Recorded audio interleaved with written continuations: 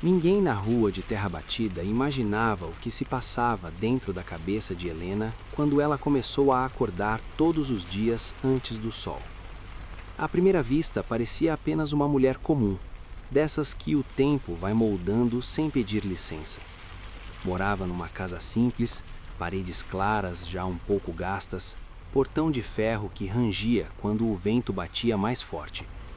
O tipo de casa que não chama a atenção, assim como ela havia aprendido a ser. Durante anos, Helena acreditou que sua vida seguiria um roteiro previsível. Casamento, rotina, promessas feitas em voz baixa antes de dormir.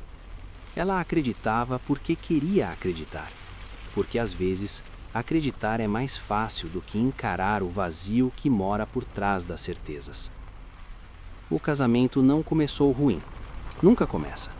Começa com risadas na cozinha, planos pequenos, domingos longos, mas aos poucos o silêncio foi ocupando espaços que antes tinham conversa.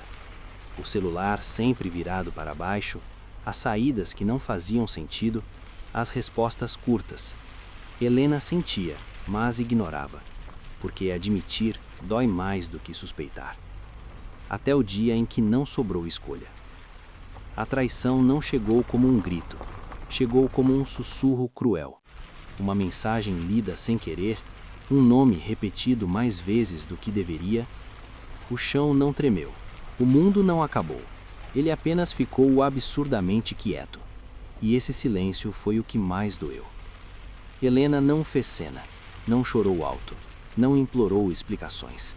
Apenas sentou à mesa da cozinha naquela noite, olhando para uma xícara de café já frio, tentando entender em que momento havia se perdido de si mesma, tentando salvar algo que já estava quebrado. Ela saiu do casamento levando poucas coisas, algumas roupas, alguns livros e uma sensação constante de fracasso que parecia colar na pele.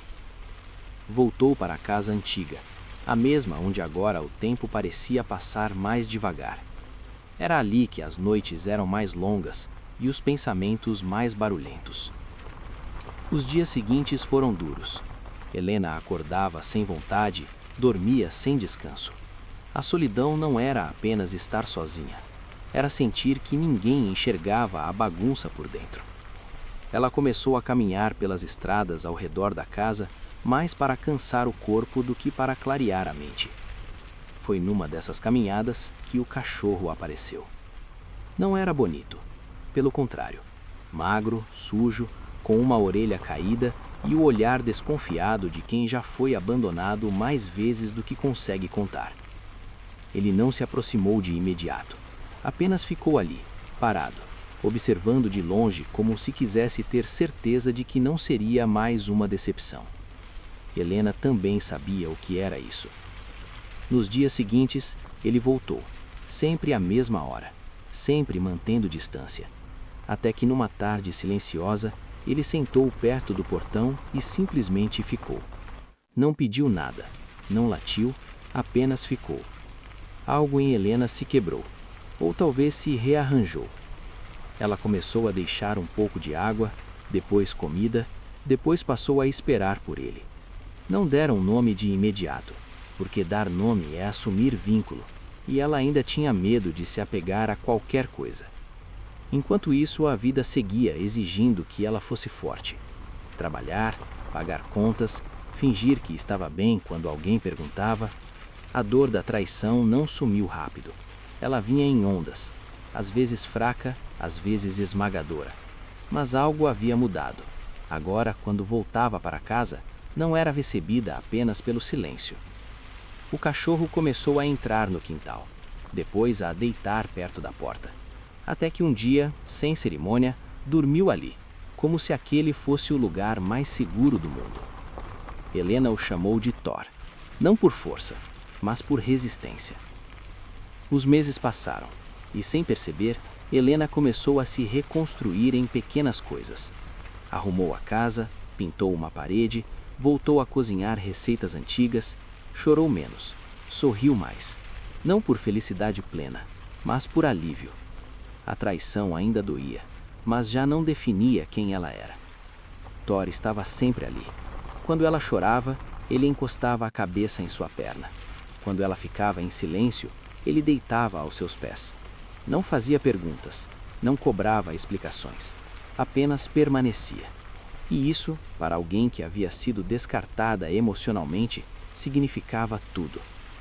Um dia, Helena percebeu que não pensava mais no passado com raiva, pensava com clareza.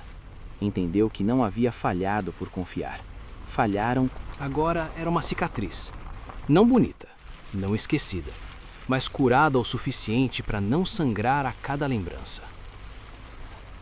Numa manhã clara, Helena abriu o portão e Thor saiu, como sempre, correndo alguns metros à frente.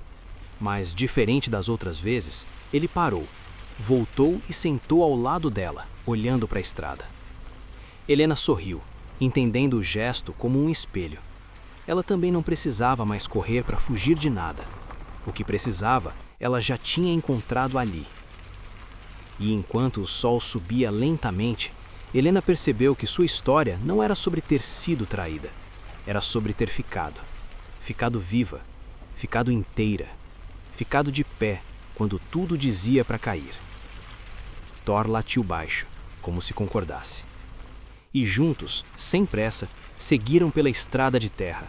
Não porque o passado tivesse sido apagado, mas porque o futuro já não assustava tanto. Helena ficou ali por mais alguns minutos, observando Thor brincar com algo invisível no meio da estrada.